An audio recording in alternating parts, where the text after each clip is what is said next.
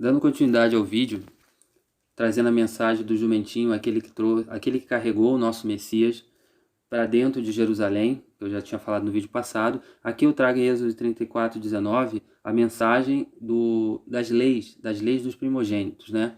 E aqui a lei de Mehoshua, a lei de Moisés, olha. Mehoshua, ele tem o Shua no final como Yahushua. Moisés também tem Shua no final. Quer dizer, se eu não me engano, salvo pelas águas, se eu não me engano. Shua quer dizer salvação. Vamos aqui no lado da esquerda. Todo o primeiro filho é meu. Isso aqui é a lei dos primogênitos, tá? E também o primeiro filhote macho dos animais domésticos. Mas se vocês quiserem ficar com o primeiro filhote macho de uma jumenta, ó, lembrando o jumentinho, ofereçam-me um cordeiro. Se não quiserem, quebrem o pescoço do jumentinho. Ou seja, você tem que matar o filhote do jumento, o jumentinho, né? O burrinho que está ali. Ele nasceu, você tem que matar, você tem que torcer o pescoço dele ali na hora quando ele morrer, porque o Criador assim queria. E ele queria isso por maldade? Não, porque era uma referência aos gentios. Era uma referência aos gentios lá na frente. Ou seja, eu e você, nós deveríamos morrer para poder ser purificados diante do Criador. Os primogênitos, né? Essa é a lei dos primogênitos, tá? Tem que entender que o Criador ele fez isso só para simbolizar o nosso Messias morrendo lá na cruz, depois nascendo, para que ninguém mais morra. E não estou falando de morte física, eu estou falando de uma morte que é pior do que a física, a morte espiritual. Porque a morte espiritual, morrer aqui é tranquilo. Beleza, é ruim, mas vamos dizer assim, é tranquilo. O problema é morrer lá em cima. Quando a gente chega lá no céu e a gente vê que a gente não tem direito à vida, que a gente só fez besteira nessa vida aqui e a gente merece a morte eterna, ou seja, o esquecimento eterno, acabou, esse é o problema. Mas o Salvador ele veio para morrer por nós, para que nós possamos ter a vida eterna lá em cima. E aí cai por terra essa coisa que os pastores falam, que o Salvador disse que veio para que tenham vida e tenham em abundância. Só que os pastores falam que essa vida é aqui e essa abundância é aqui, e aí eles dizem que tem que dar dinheiro na mão dele para você ter vida com abundância aqui. Mas o Salvador ele falou isso porque é vida lá em cima e não aqui. Ele disse: eu venho para que tenham vida e tenham com abundância. Não é aqui. Tenham vida lá em cima. O Salvador ele disse que a carne de nada serve. Ele disse que o mundo dele não era daqui. Ele disse: eu sou de cima, vocês são de baixo, eu não sou daqui. Será que o Salvador falou: eu venho para que tenham vida e que tenham em abundância? Será que ele está falando aqui, como os pastores estão falando? É só abrir o YouTube aí e colocar essa mensagem aí, que muitos pastores falam que você tem que dar todo o seu dinheiro, tem que entregar o seu tudo para você ter a vida com abundância que o Salvador disse que é para a gente ter aqui. Mas não, aqui a gente entende perfeitamente que ele morreu para que nós tenhamos vida e vida com abundância lá em cima. Essa vida aqui é muito passageira. A gente morre aqui de uma hora para outra. Tá rico, tá milionário, mas atravessa a rua, morreu. Uma bala perdida, morreu. Vai ficar para quem o dinheiro? Para os filhos, você já era. Entende? Então a vida não é aqui. A vida é lá em cima. Então a lei aqui dos primogênitos é a seguinte: se você tem um filhote, você nasceu filhote de um animal imundo, tem que ser de um animal imundo, você tem que matar ele. Se você quiser ficar com ele, então você oferece um animal puro, que é um cordeiro. É uma contradição, mas não é uma contradição não. É que o puro que literalmente purifica o impuro, que limpa o impuro. Não tem como o imundo limpar o puro. Então a mensagem da cruz, a mensagem da salvação é tudo sobre isso. Ó, se não quiserem, ou seja, se não quiserem matar o jumentinho, quebrem quer dizer, se não quiserem dar o cordeiro, né, matar o cordeiro no lugar do jumentinho, então vocês têm que quebrar o pescoço do jumentinho, tá? Para ficarem com todo o primeiro filho de vocês. Paguem o preço determinado. Está escrito em Êxodo 34:19. Isso é a lei do primogênito. Por isso que o Criador ele pediu Isaac para Abraão. Ele pediu Isaac: olha, o seu filho aí, o seu primogênito, eu vou dar. Isaac, ele era o primogênito ou era Ismael que era o primogênito? Era Ismael, não era? Não, era Isaac. Por mais que Isaac nasceu depois, mas ele era filho de Moisés, era filho de Abraão com Sara. Ali ele era o primogênito, ele era o prometido. Ismael não é o primogênito. Ismael era filho da Agar, da mulher que também era considerada imunda, da mulher que era considerada uma gentil. Então o que valia ali na lei da primogenitura era Isaac. E por isso o Criador pediu Isaac como primogênito. Ele cumpriu isso também. Até mesmo para Abraão ele falou: olha, Abraham. O nome de Abraão é Abraham, como vocês já viram em vídeos passados. E o nome de Isaac é Yahutzkak. Ele tem Yah na frente, ó. Yahutzkak. Não é muito difícil de dizer, enfim. Então ele pediu, e ele chegou e falou para Isaac, olha, vamos lá, perdão, o nosso criador Yah, ele chegou e pediu, olha, me dá seu filho. Assim como ele pediu sobre os primogênitos, tem que sacrificar para mim. Mas logicamente o criador, ele tinha ali todo o plano de ver se ele era fiel para ele totalmente, né? Porque a mensagem ali era a ideia de mostrar para Abraão. Como eu já falei também na questão de Abraão, Abraão foi levado aos 7 céus. O Criador, ele tinha um prazer imenso, ainda tem um prazer imenso na pessoa de Abraão. Ele chegou a arrebatar Abraão. Ele trouxe um anjo chamado Yaul, que era um anjo que, na minha opinião, era o Salvador, porque as características, como eu falei no vídeo passado, as características daquele anjo era toda do Salvador em glória. Ele desceu pessoalmente para levar o nosso, essa é na minha opinião, tá? Na minha opinião, ele era o próprio Yahushua, aquele anjo que desceu para pegar Abraão, no vídeo passado aí que eu fiz. É só ver aí, Abraão adora Yah no 7º céu. É um vídeo que eu fiz aí atrás. Enfim, aí ele foi, pediu, levou e tal, enfim. Chegou nesse momento ali que Abraão ele tinha a promessa de ser o pai na fé, de multidão. Tá? Inclusive o nome dele quer dizer pai de multidão. Abraham quer dizer pai de multidão. Então ele tinha que passar por essa, como eu vou dizer, por essa tentação, né? Vamos dizer assim, eu faço ou não faço? Porque Abraão ele tinha que dar o seu filho, assim como nosso Criador deu o filho dele na cruz, né? Daquela forma, porque assim como o nosso Criador ele é pai de multidão também, o Abraão ele também virou um pai, mas só que pai na fé, literalmente daqueles que vão profetizar a mesma fé de Abraão, tá? Então o Abraão ele também tem esse título de pai, né? Não é para ser adorado nem nada, mas ele era pai na fé. Ele também tinha que sacrificar o seu bem maior, que seria o seu filho. Ele fez semelhante ao nosso Criador, né? É só uma referência. Então ele também teve que entregar o seu filho. Na hora quando ele ia entregar perfeitamente ali, aí depois o Criador foi e impediu ele, com um anjo enviou lá, ele olhou para trás e tinha um cordeiro lá, um animal lá, na verdade um bode, né? Porque ali tem uma mensagem de um bode que eu vou trazer mais para frente. Por que que um bode ele ficou preso ali no galho? Porque o bode ele não fica preso, ele é muito esperto na questão de deserto, mas tem um porquê, eu vou trazer essa mensagem mais para frente. E aí foi e sacrificou no lugar dele, né? Porque ali já é a questão do bode expiatório que eu vou falar mais para frente. Mas então, teve essa mensagem aí. E aqui também tem a outra mensagem, que foi a mensagem dos primogênitos, lá com o faraó. O faraó, o Mehoshua, Moisés, ele deu a mensagem dizendo, olha, o anjo da morte vai passar e vai matar todo o primogênito. Então sempre teve essa mensagem do primogênito. E agora vocês estão recebendo essa mensagem, vocês estão sabendo o que é a lei dos primogênitos, que o Criador disse isso aqui, ó. Todo o primeiro filho é meu. Olha, filho do quê? Ó? Até dos filhotes dos jumentos. E a gente viu que o jumento era considerado um animal impuro. E o animal impuro eram os estrangeiros, os gentios, como eu, você, inclusive os egípcios. E o faraó era um estrangeiro? Era. E ele era considerado também um animal impuro? Era. Né? Um ser humano que tinha um simbolismo de um animal impuro. Então, se faraó tivesse um filho, o Criador ia passar lá e ia matar o filho de faraó. Desculpa. E não foi isso que aconteceu lá na parte das pragas, lá a última praga foi a morte dos primogênitos? Então uma coisa sempre está ligada com a outra, com a outra. E aí o que o Criador pediu? Ele pediu o seguinte, falou pela boca de Mehoshua. Falou assim, olha, mata um cordeiro aqui, ó. De novo a mensagem do Messias.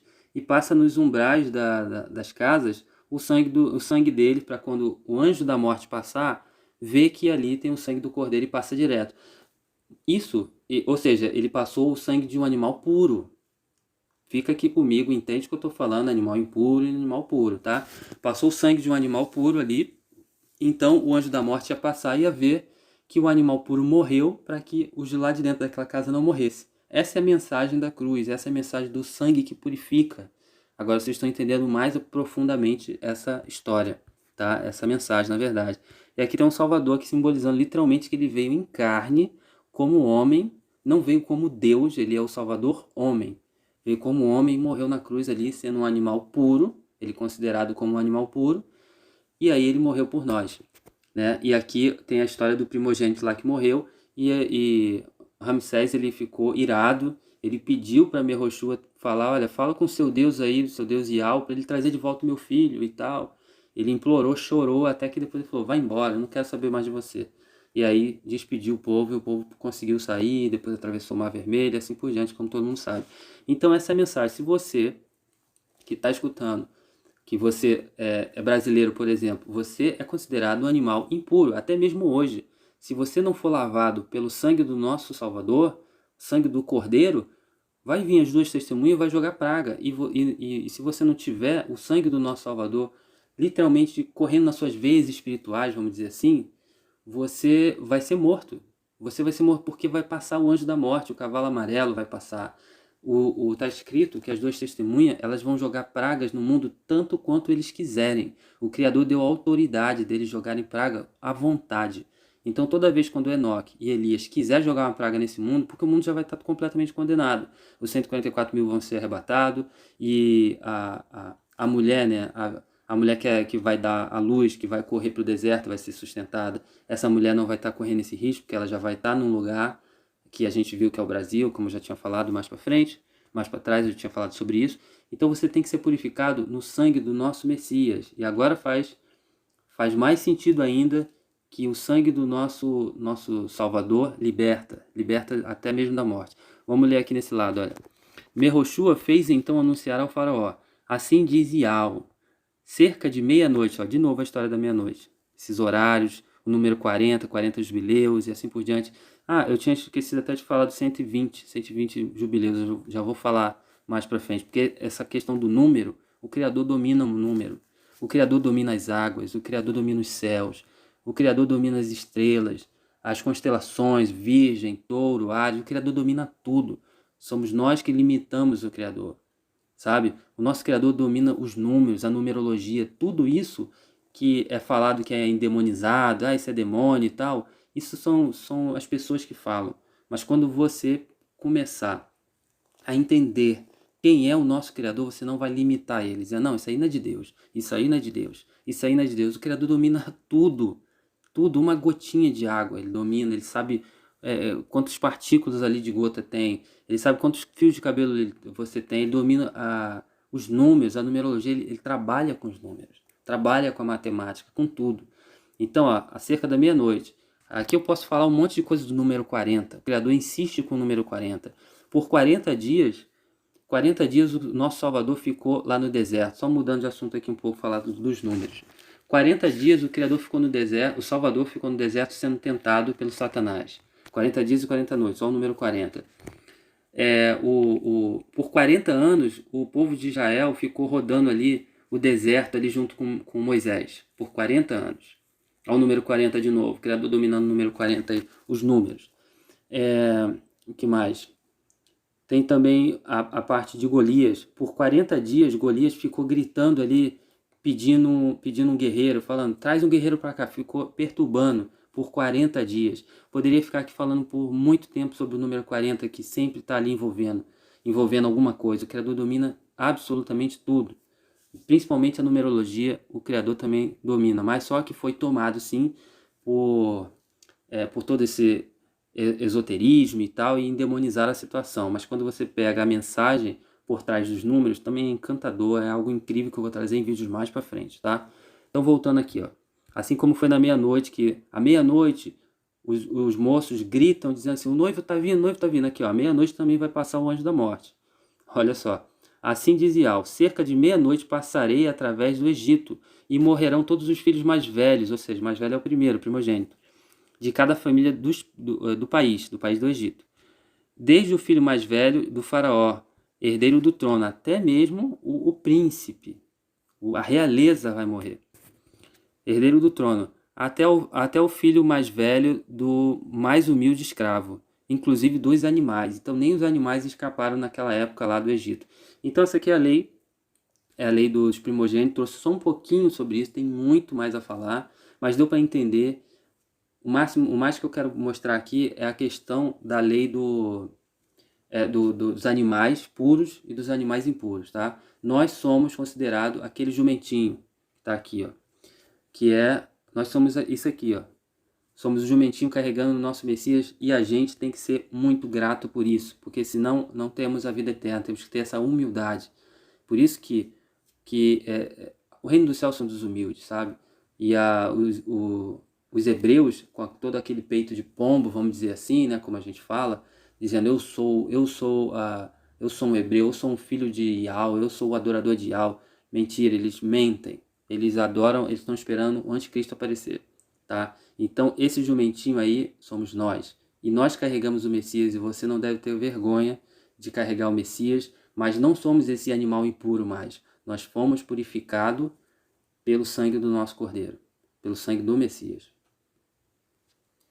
Como eu estava falando, eu vou trazer esse banner aqui novamente, só para falar uma coisa que eu tinha esquecido, sobre a questão dos números. O nosso Criador, ele disse lá atrás, lá na época ali perto de Enoque, foi na época de Noé, que ele disse assim, o meu espírito não vai contender mais com o homem por mais de 120 anos, então o homem só vai viver 120 anos. E aqui a gente vê que os 120 anos se encaixa exatamente nos 120 jubileus, olha. Os primeiros 2.000 anos são 40 jubileus, exatamente dá 2.000 anos. Depois mais 40 jubileus no segundo ciclo de 2.000 anos.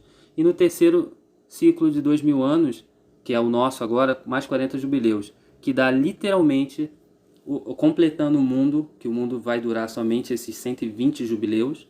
O mundo vai durar 6.000 anos, estamos mais ou menos em 5.984, até onde eu vi o historiador que tinha falado sobre isso. E que vamos chegar aos 6.000, me parece que é em 2031, mas isso é um assunto muito delicado, não quero falar muito sobre isso agora. Olha aí um momento em que se cumpre quando o nosso Criador disse lá para Noé, né, que ele fala assim, o homem ele peca demais e o meu espírito, o meu ruha, o meu entendimento, o meu espírito, ele não vai contender com o homem, não vai aguentar mais do que 120 anos, que dá exatamente 120 jubileus. Aí eu te pergunto, o Criador ele domina ou não domina os números também? Ele domina tudo, tudo. Se eu passar todo o entendimento aqui que eu estou tentando passar, como eu disse, eu não sei fazer vídeo direito, estou passando do jeito mais humilde que eu sei. Eu vou trazer muito mais material aqui, e lembrando, isso aqui é um material que simboliza um alimento sólido. Então, para a pessoa ter esse entendimento que eu estou falando e gostar do entendimento, ele tem que ter estômago para isso. Do contrário, a pessoa ainda fica lá no Malaquias 3:10, vai dar o dízimo para o pastor, e vai sempre ter aquela mesma ideia ali dos pastores aí falando que não passam nada. Eles passam só aquele leite que é só para a criança ficar tomando ali, bebendo, e para sempre dar dinheiro para ele, enfim. Então aqui fecha aquilo que nosso Criador disse. O meu espírito não vai contender mais do que 120 anos, que é o momento dos 120 anos. 120 anos a idade do homem, né? Com muito custo alguém chega um pouco mais, como está escrito, mas 120 anos. E exatamente fecha exatamente com 120 jubileus, que é o momento que o Criador não aguenta mais pecado nesse mundo. E aí ele encerra o ciclo, que são 6.000 anos, né? Que é 2.000, 2.000, 2.000, que daria 6.000 anos, 120 jubileus, fecha perfeitamente com toda a profecia.